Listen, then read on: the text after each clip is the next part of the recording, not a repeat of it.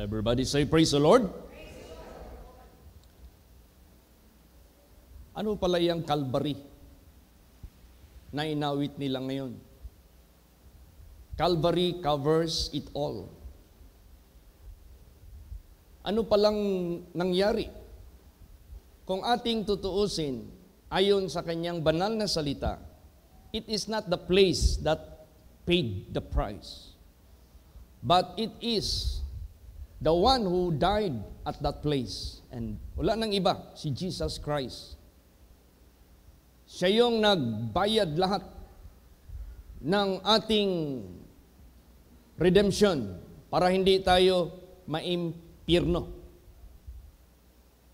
Ato na lang ning laktoron, no? Di na nato ni lisod-lisoron. Siya yung nagbayad para sa ating katubusan, para hindi po tayo mapunta yung kaluluwa natin sa impyerno, na kung saan that is eternal damnation.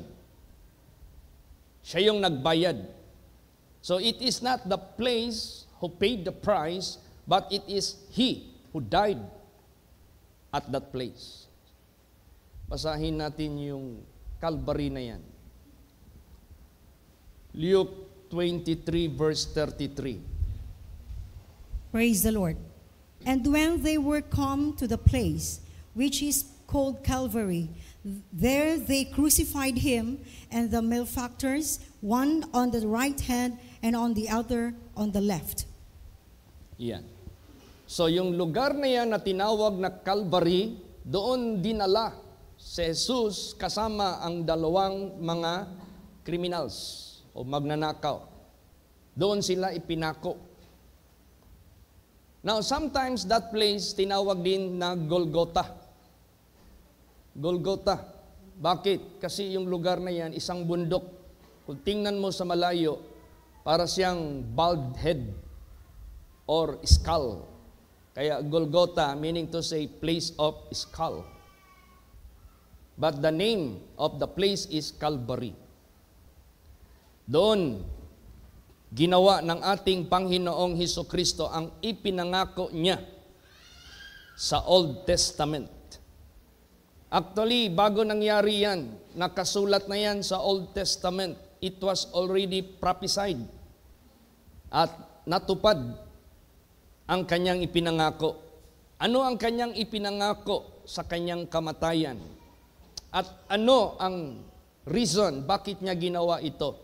At ano ang idudulot nito para sa atin lahat na maniniwala nito? Remember, lahat ng pangako ng Diyos will only take effect to those who believe. Pero yung hindi maniniwala, for them is damnation. Ganon ang Diyos. Tingnan mo, ang hindi naniwala sa langit was condemned or were condemned. Lahat ng mga hindi naniwala sa Kanya dito sa lupa, lahat condemned. Kaya napakahalaga maniwala sa Kanyang gospel.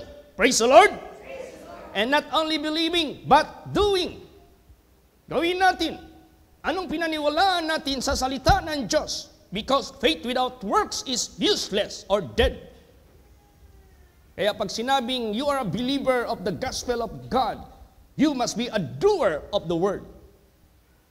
Para hindi mag-fail yung covenant ng Diyos, yung promise ng Diyos. Because this is only will be effective.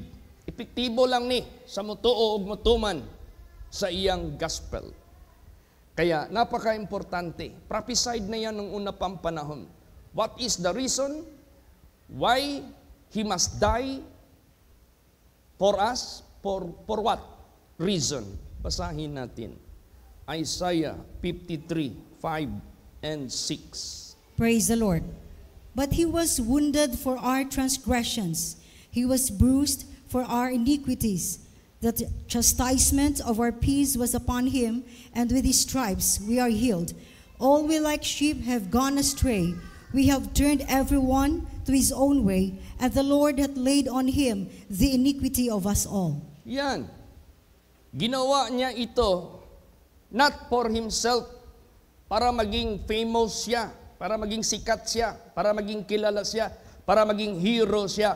No, that is not the reason behind. Hindi yan ang hinungdan, hindi yan ang dahilan. Ginawa niya yan for us, for our benefits, para sa ating kapakanan.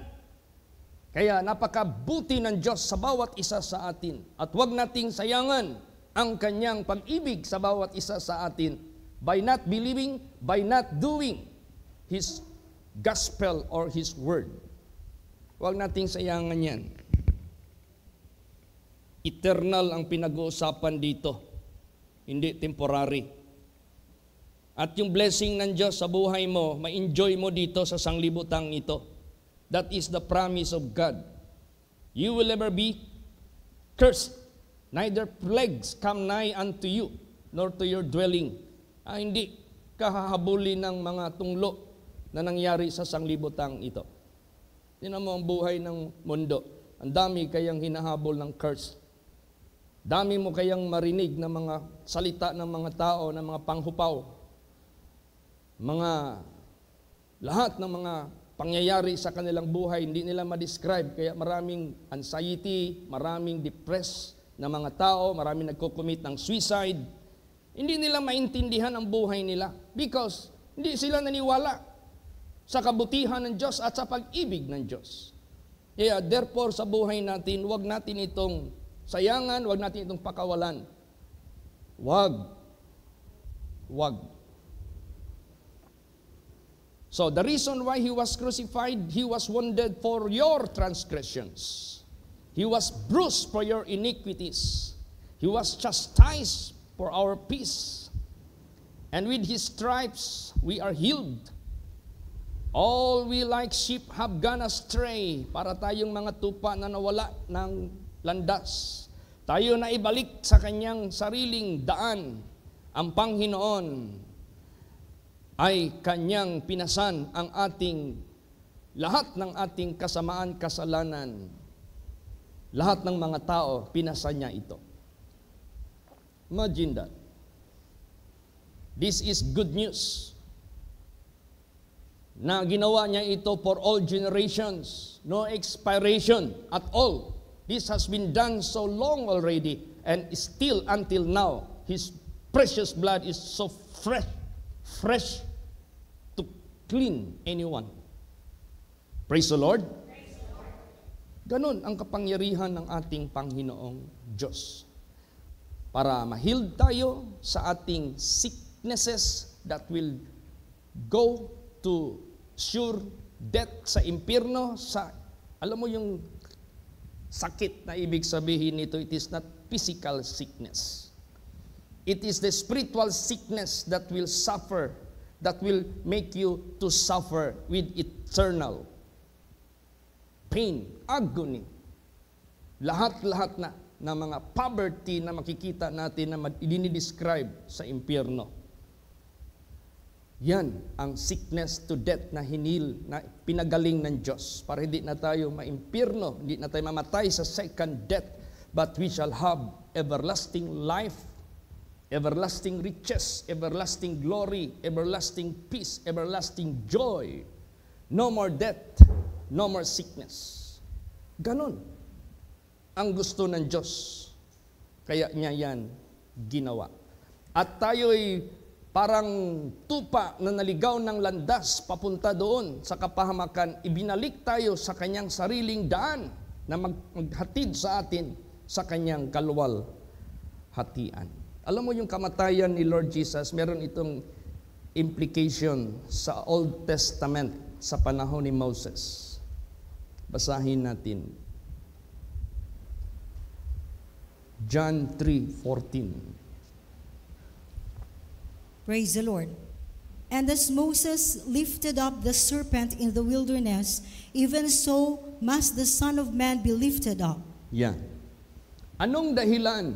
Bakit nag-utos ang Diyos kay Moses? Nagagawa siya ng tumbaga na serpente.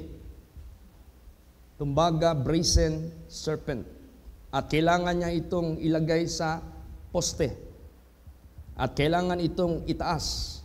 Para yung panahon na yon na maraming namatay sa kagat ng ahas, yung mga nabubuhay pa, meron pa silang pagkakataon mabuhay at gagaling. How? By looking at that serpent, that being lifted up. So, yung mga namatay, wala na yung pag-asa. Yun lang mga nabubuhay pa, kahit they were beaten by the serpent, but still breathing. Pag may pagkakataon kang makakita at tumitik doon sa brazen serpent na ginawa ni Moses, na inutos ng Diyos sa kanya, gagaling ka. The same with Jesus Christ. He was lifted up by the cross.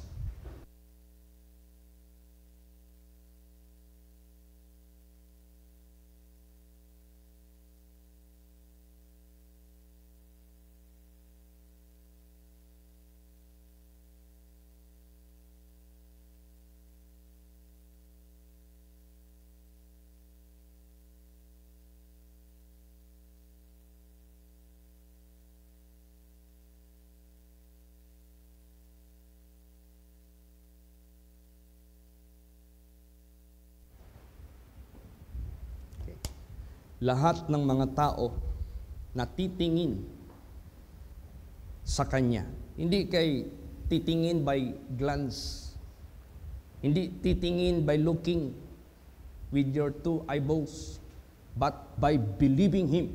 Praise the Lord! By believing Him, and not only by believing, but by obeying Him. Ganun. Kinakailangan marunong tayong umintindi sa gospel of the Lord. Be not unwise. Huwag tayong maging unwise. Nandiyan na yung gospel sa ating presensya, naririnig na babasa natin, and yet hindi mo pa naiintindihan what the will of God is. Bakit?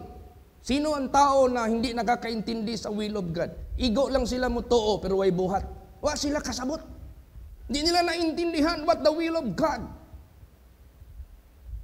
Kaya nga sabi ni Lord Jesus Christ, hindi lahat tumatawag sa akin, Panginoon, Panginoon, maliligtas. Yun lang gumagawa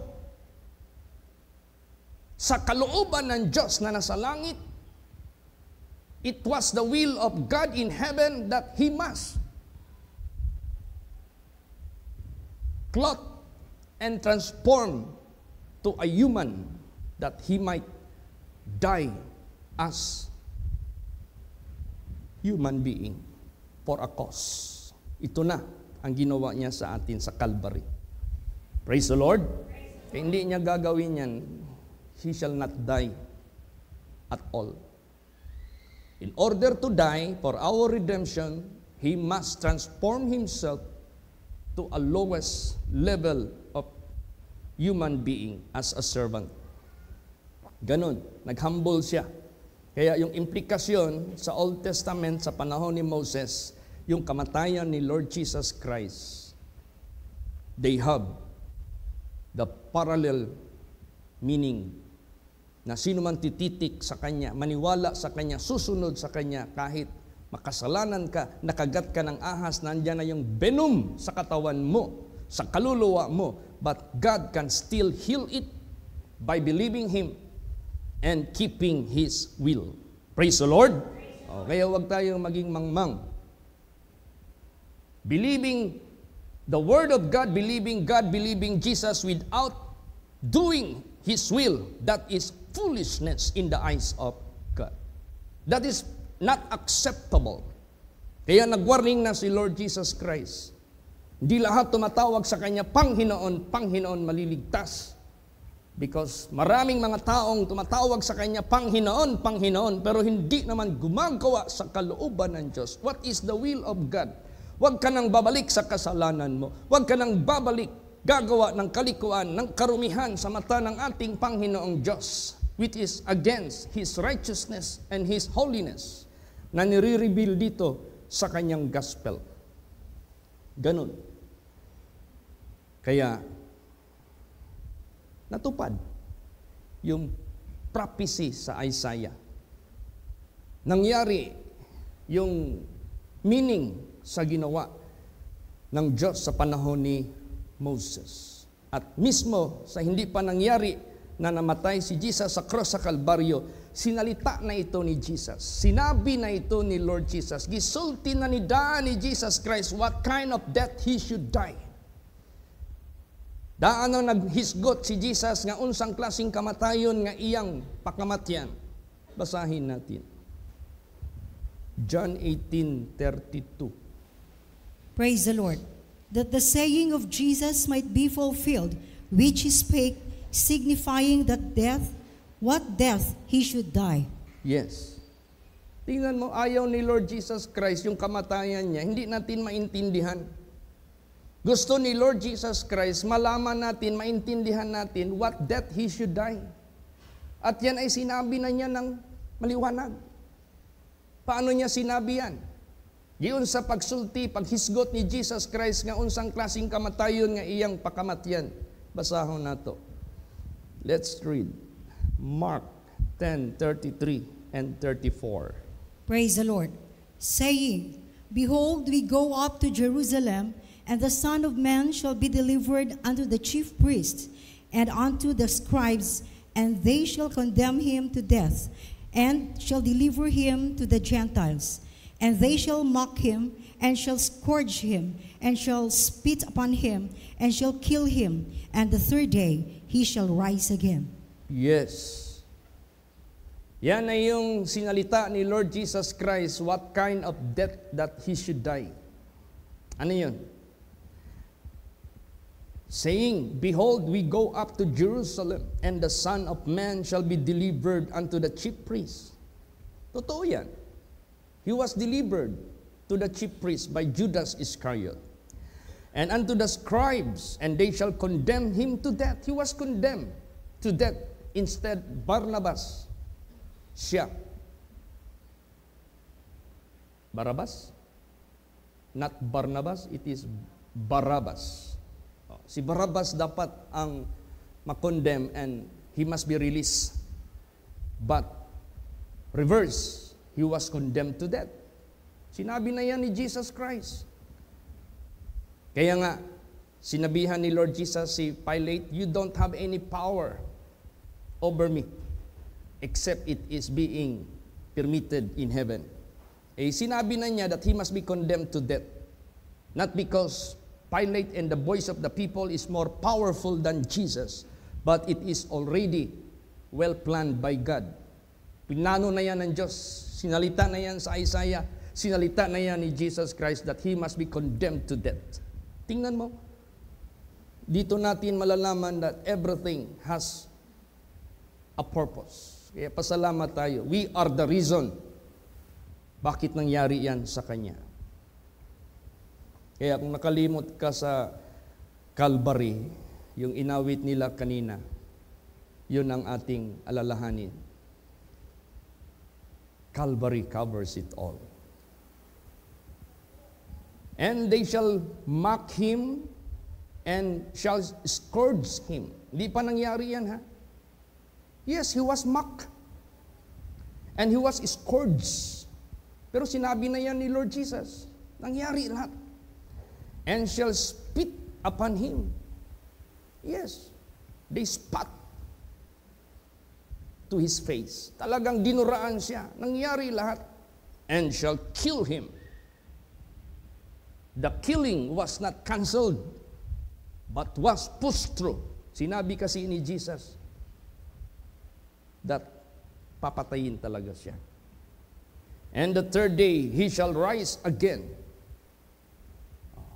Di ba, nagsumbong yung mga chief priest na responsible sa kanyang condemnation to his crucifixion, na narinig nila sa mga disciples that he will rise in the third day after he is being killed. Di ba? Nag-hire sila ng soldiers para gwardyahan, and they sealed the tomb. Talagang sinarado nila ng husto at nilock nila ang tomb para hindi manakaw. Pero dahil sinabi yan ni Lord Jesus Christ, in the third day, He will rise again. Nangyari lahat ang sinabi ng ating Panginoong Hesukristo, nangyari lahat ang prophecy sa Old Testament, nangyari lahat ang revelation ng Diyos in the Old Testament. Meaning to say, lahat ng sinabi ng ating Panginoong Diyos, as what the Bible says, heaven and earth may fail, but His word shall not fail. Lahat matutupad ang nakasulat dyan sa Bible. That is why believing and obeying the gospel of God is the only way for you to escape from all description of condemnation, damnation, punishment against the people na hindi maniwala sa Diyos at hindi sumunod sa kalooban ng Diyos. Kaya, pasalamat tayo sa ating Panginoong Diyos. Clear, di parable ang kanyang sinasalita sa atin. Praise the Lord. Klaro. Para wala na'y mangulipas, wala na'y mag-excuse. Para kung sino man maggawa ng mga reason, excuse, sadya mo na yan. That is your choice to be in hell in the judgment day. But ngayon, panahon natin to choose, piliin natin ang will of God. Not only para maniwala tayo, but do it, gawin mo ng buong puso. Praise the Lord. Buhatag yun. Even it will cause you to die in the flesh. Buhata. Tingnan mo yung mga apostles dito. Some of them were crucified.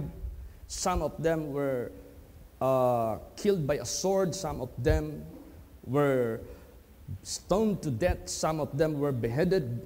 Some of them were cut up into pieces, 2 pieces. Nahati yung katawan nila, dragged by 2 horses side by side. But they never give up their faith and obedience to the gospel. Kasi alam nila, flesh is just flesh. Hindi kailangan matakot mamatay sa flesh. Sinabi na yan ni Jesus, fear not that kills your flesh, but fear God that kills both flesh and physical. Kaya, therefore, doon tayo tumitik. So, ngayon, alam na natin lahat, no? Dinescribe na sa Isaiah, He was bruised, He was wounded for our iniquities, that we might heal, being go astray, and are back to His own way. Lahat, alam na natin, lahat ng sinabi ni Jesus para yan sa ating atonement, redemption. Ngayon, pupunta na tayo sa result, sa actual nating pamumuhay. Kailangan, let us put into practical, let us put into actual, let us put into action, let us put into application. What is the result after He died for us? Ano ang dapat maging outcome sa buhay natin para maligtas tayo? Basahin natin. 1 Peter 2:24. Praise the Lord. Who His own self bare our sins in His own body on the tree, that we, being dead to sins, should live unto righteousness, by whose stripes you were healed. Yan ang kanyang sarili. Binata niya. Iyang gipasan ang atong mga sala sa iyang kaugalingong lawas digto sa cross. Para kita nga patay na sa mga sala, mabuhi na ta sa pagkamatarong kansang mga labud nangaayo kita. Whose stripes we were healed. So ano ngayon ang magiging actual, practical, literal application sa buhay natin? By His death, we are also dead to sins. By His resurrection, we are living to perform para i-perform natin ang righteousness. Yan. Yan na dapat mangyari sa buhay natin. Or else, walang silbi ang kanyang kamatayan sa cross if you do not understand the will of God and keep the will of God. Useless talaga. Yung sabi ni Jesus, dili tanan katawag nako Ginoo, Ginoo malwas. Katulang nagbuhat sa kabubuton sa amahan nga tua sa langit. Unsay kaubuton sa amahan nga tua sa langit, our sanctification. Unsay kahinluan ay napaghugaw-hugaw, ay napagpakasala. You are dead in sins and alive for righteousness. Muna, dapat natong i-maintain sa atong kinabuhi. Muna'y dapat natong higugmaon sa atong kinabuhi. Yan ang ating ibigin. Yan ang ating i-maintain sa ating buhay. Yan talaga. Ngayon, the question is how to apply it. So, hinayag na ng Diyos the outcome after His death, after He died for us. Ito dapat mangyari sa iyo. Ito mangyari sa atin. You must be dead in sin. Or you are no longer doer of sin, but you are alive for righteousness. You are doing right. You are doing what is good. You are doing what is right in the eyes of God. Yun ang dapat. Now, the question is, unsaon nato pag-aplikar? Unsaon nato pagbuhat ang maong butang? Basahin natin. 1 Peter 4:1 and 2. Praise the Lord. For as much then as Christ had suffered for us in the flesh, arm yourselves likewise with the same mind. For he that had suffered in the flesh had ceased from sin, that he no longer should live the rest of his time in the flesh to the lust of men, but to the will of God. Yan. Maliwanag yan. Yan na yung application. Mauna na, unsaon na to pagbuhat. Giingon din sinabi dito, for as much then as Christ hath suffered for us in the flesh. How He suffered for us in the flesh? He died at the cross. So, how we suffer for God, let us be dead of sin. Kailangan patay na tayo sa kasalanan. And to be dead in sin, hindi easy magiging patay sa kasalanan because you have to cancel the lust of the flesh, the lust of the eyes, and the pride of life.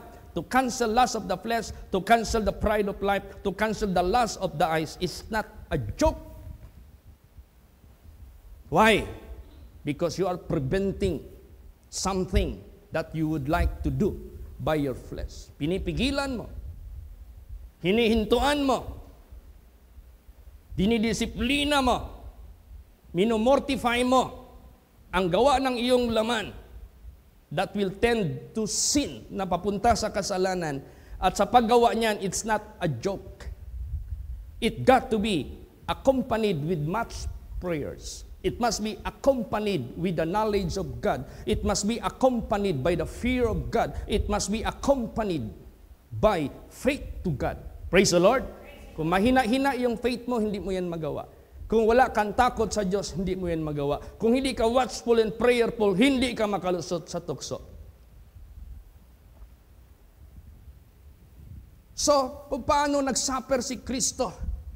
The same, we have to suffer to be dead in sin. And that is not uneasy. That is not a joke. Imagine Joseph was tempted by her amo na babae. And it was done so secretly. But Joseph, hindi niya nakalimutan that there is God looking at him. He suffered. Hindi niya pinulfill yung temptation ni Mrs. Potiphar sa buhay niya. He suffered. Nagtiis talaga siya. Dahil sa kanyang pagtiis, hindi talaga siya nagkasala.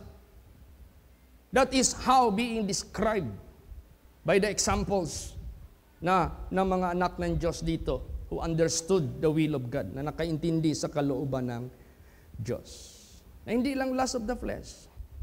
Kahit yung puot natin, that must be controlled. Temperance. Imbis magsalita ka ng masama sa kapwa mo, mamalikas ka, mag-curse ka, do not do it.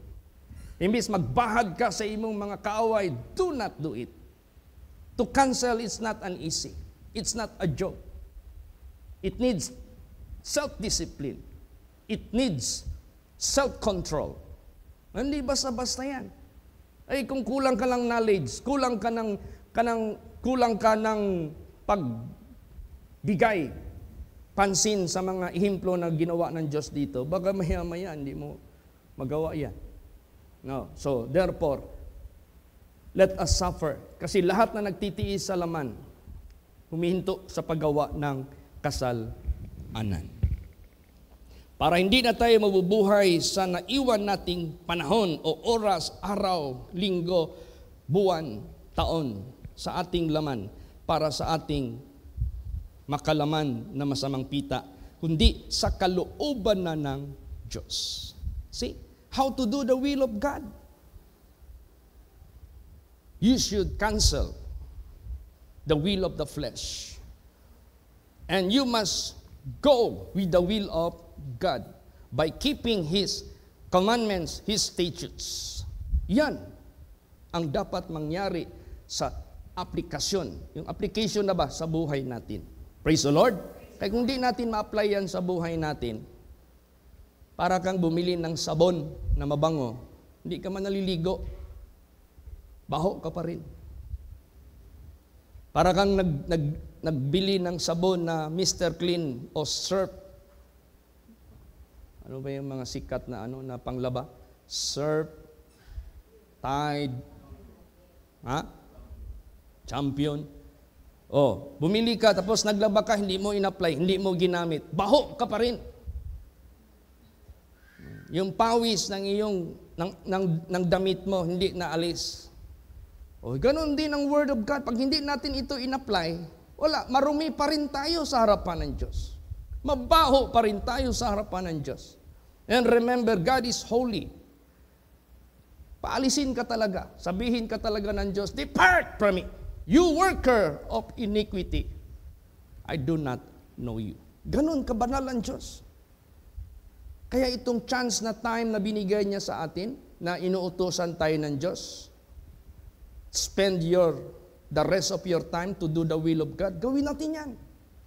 Praise the Lord. Let us not make the Word of God as flower-based. Let us not make the Word of God as just knowledge.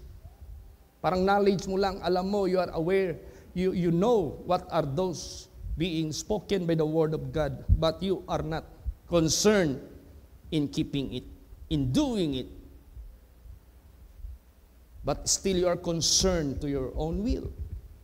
And yet you are still concerned to your pride. And yet you are still concerned of your lust. Useless. Kaya, binibigatan pa ng Diyos yung mensahe. No? Marami kasing mga tao ngayon na ang paniwala nila sa Diyos, okay lang maniwala and receive Christ.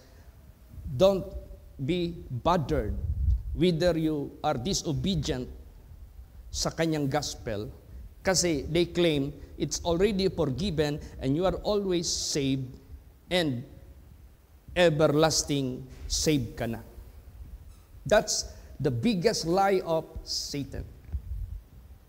Jesus said, not everyone that call unto me, Lord, Lord, shall be saved, but you must of God. Jesus said, you must be faithful unto death. Jesus said, he that shall endure unto the end, the same shall be saved. You must be careful to maintain good works. You must walk as what he walked. Yun ang kailangan natin i-apply sa buhay natin. Not just claiming those grace and mercy of God and without doing anything, nang wala man lang tayong ginagawa sa sarili natin. As what he preach, kung ano yung pinipreach na Jesus Christ. Kaya nga sinabi ni Paul, do not receive the grace of God in vain. Kaya kung doctrine natin na pinapaniwala, once you are saved, you're always saved. Don't be bothered keeping the law of God because Jesus have done and it is finished. Yun ang kanilang claim eh. It is not of yourself. It is the gift of God. Hindi nila naintindihan.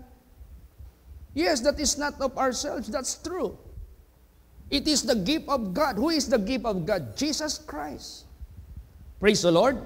Na kung gusto mo na mangyari sa iyo that it is not of yourself, that's why pinapadin na yung sarili natin eh. Because it is not by ourselves. And you need Christ. Kailangan mo si Kristo to be saved. Mamuhay ka na para kay Kristo. Mamuhay na si Kristo sa buhay mo. Praise the Lord. Yan ang totoo. Hindi kay claim ka lang ng claim, basta ka lang mag-claim without any spiritual understanding. Nagbabasa ka na ng Bible, dinideceive ka pa ni Satanas. Nagbabasa ka na ng Bible, tinitwist at the tip of your nose ang katotohanan, hindi mo pa rin maintindihan. Mismo sa dulo ng ilong mo, tinitwist pa niya yung katotohanan. Katulad sa nangyari kay Adam at kang Eva. Kaya mayroon tanong dito, basa Romans 6:1. Praise the Lord. What shall we say then? Shall we continue in sin that grace may abound? Yan. Tanong yan. Ano? Tayo na naniniwala kay Kristo. Tayo na pinakamatayan ni Kristo. Magpatuloy ba tayo sa mga kasalanan at mga kasamaan na ginawa natin noon out of our innocency? Ngayon nalaman na ang katotohanan ng Diyos. Pagpatuloy o magbalik ba tayo sa paggawa ng kasalanan? Basa, anong sagot? Romans 6 verse 2. Praise the Lord. God forbid, how shall we that are dead to sin live any longer therein? Yan. God forbid. Wag nawa. Hindi ma-apply yung everlasting security na hindi ka na mababothered keeping and doing the commandments of God because Christ already did it. Ginawa na yan ni Kristo and Jesus said, it is finished. All you have to do is to believe. Yun ang gusto nila. Kaya paramihan, ang dami mga membro. Parang dagat. Wa pa isi-isi. Minsan may nagtanong sa akin, Pastor din nagtanong sa akin, umabot na ba kayo ng 1 million members? Sabi ko, we are so few. Kunti masyado kami. What is important is quality. Praise the Lord. Not quantity. What is quantity? Walang ka-effort. Kaya nga the Bible says, serve God with fear and trembling. Strive hard for your own salvation. Yung karamihan ngayon, wala na. Tapos na raw, ginawa na daw ni Kristo. Kaya makita mo sila sa sugalan, makita mo sila sa inuman ng kalasingan, makita mo sila yung mga babae, magsuot na lang ng kung ano, pinapakita na lagi yung mga masilang bahagi ng katawan. Walang plina, walang kabanalan. Hindi pwede yan. Patay ka na nga eh. Sa kasalanan na yan na gawa natin noon na hindi pa natin alam ang katotohanan, tapos mamuhay ka pa dyan, uli. Kaya sinagot dyan, God forbid, how shall we that are dead to sin live any longer therein? No. Hindi na. Bakit? Kaya nga nagpakamatay si Kristo eh, para tanggalin niya ang kasalanan, tapos gawin mo, ilagay mo naman yung kasalanan mo, ibalik mo naman yung kasalanan mo. So kung atin niyang i-analyze, para kang aso sumuka, binalikan. Para kang baboy, naglinis, naglunang uli sa putik. So ang ano dito, tayo napatay na sa kasalanan, wag na tayong mabuhay uli sa kasalanan. Mabuhay na tayo para sa kalooban ng Diyos, sa kabanalan at sa katuwiran hanggang kamatayan. Praise the Lord. may nag-aasa akin ng support prayer. Tagal na yan, problema niya. Yung husband niya, galit na galit sa kanya. Nung buhay pa si anhing Pastor Francis de Ala, yun yung nagbisita sa kanya doon sa Buena Vista. Nung nalaman ng husband niya na nag-invite siya ng pastor ng Holy Place, binugbog siya. Kinulata siya. Yung husband niya, non-believing husband. Ngayon, nag-complain siya, Pastor, ngayon lang ako nakaranas ng hirap sa buhay. Halos wala na kaming makain. Sabi ko, ask your husband to surrender to God. Baka yan ang purpose ng Diyos. Kasi siya yung haligi ng pamilya. Siya yung maapektuhan. Sinabihan niya, pinagalitan siya. Sinabihan niya, bakit ako magsisiwala kung kasalanan? Ikaw ang dahilan dahil nagsiserve ka kay Jesus, kaya tayo naghihirap. Yun ang sagot. Imagine that. Tapos lately lang, nag-request sa akin, Pastor, nang hupong na akong bana. Iyong ko sa iyaha, painusula para maluwas. Giingnan na ako, Pastor, wa man daw siya isala. Ngano maghinulsol man daw siya. Pastor, unsa may himuon ako ani? Ingon ko sa iyaha, it is not you, neither me, nor God will decide for him. He must decide for him para sa sarili niya. Kung iyang barugan ang iyang garbo sa iyang kinabuhi, ang iyang mga kasalanan, if he choose that, then he will die in hell. But if he humble himself and ask forgiveness, mo na piliun niya, God is willing to forgive him bago siya mamatay. At least, mawala na niyang physical, basta maluwas iyang kalag. Naman na sa 1 Corinthians 5:5. Ito yan ang lawas nga unod kay Satanas, balag mawala, maluwas lang ang kalag. Pero siya gyapon mo decide if he will humble. Kaya sa buhay natin, huwag tayong paisi-isi na baka yung pagkapilosopo mo, pagkagarboso mo, baka dalhin mo yan hanggang mamatay ka. Kaya ngayon pa lamang magbago ka na. Magbago na tayong lahat. At dalhin natin ang pagbabagong ito hanggang kamatayan natin. Meron tayong benefit. Praise the Lord. Kaya, we are dead in sin and live anymore therein. Now, kung patay ka na sa kasalanan o sa paggawa ng kasalanan, ano ngayon? Ang buhay mo? Basa, Romans 6:7. Praise the Lord. For he that is dead is freed from sin. Yan. Ikaw na, hindi na gumagawa ng kasalanan. Meron ba bang patay na gumagawa? Meron ba bang patay na kumikilos? Alam mo isang aral na gusto ng Diyos ipaintindi sa atin? Si Eva nagkasala dahil tinititikan niya ang pinagbabawal ng Diyos. Kung ano yung pinagbabawal ng Diyos na huwag nating gawin, huwag mong panuorin yan. Huwag mong tingnan yan to avoid possible sin. Yung mga lalaki hilig ng porno, nagkakabit kasi yun ang pinapanood. Ang pinagbabawal ng Diyos, yun ang pinapanood, yun din ang nakukumit. Ganun man yan.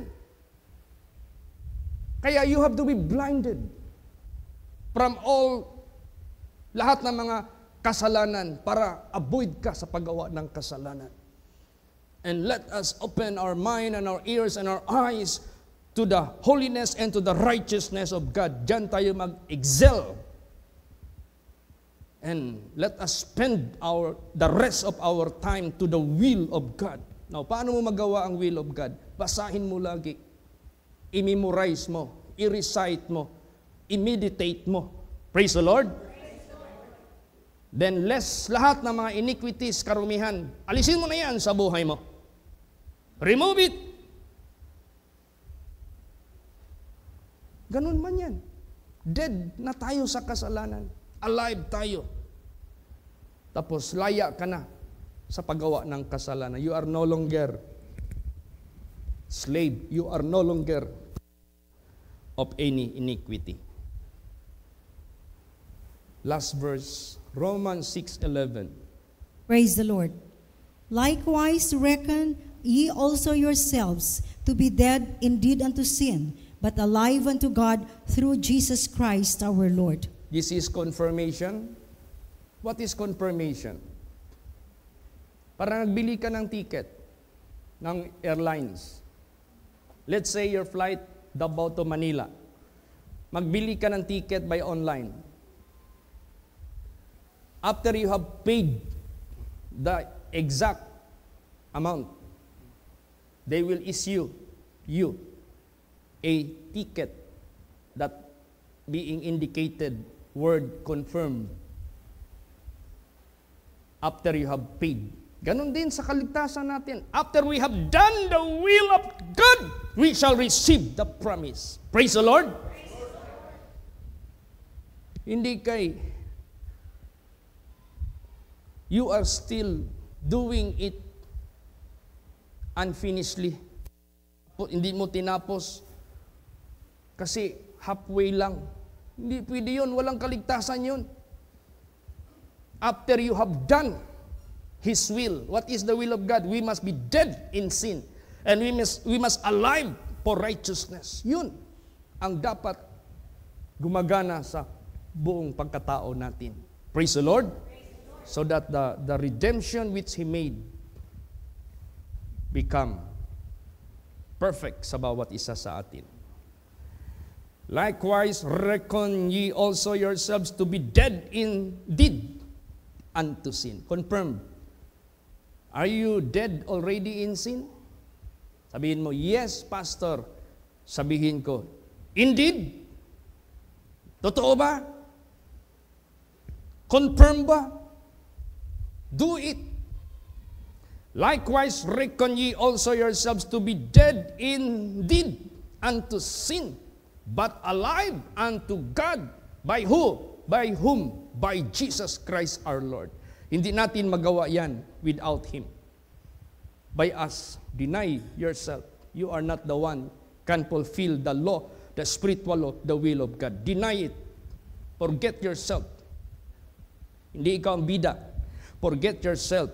You are not the truth. You are not the way. Deny it.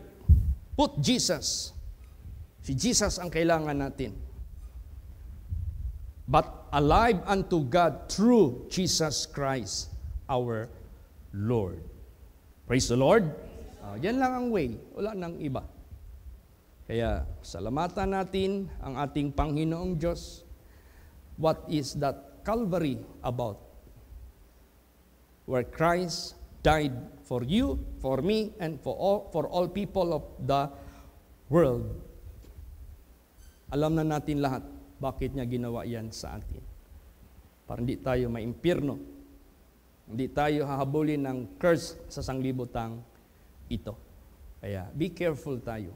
Huwag nating kalimutan na patay na tayo sa paggawa ng kasalanan. Huwag mo nang panuorin, huwag mo nang pansinin yung mga karumihan dyan, kasalanan dyan.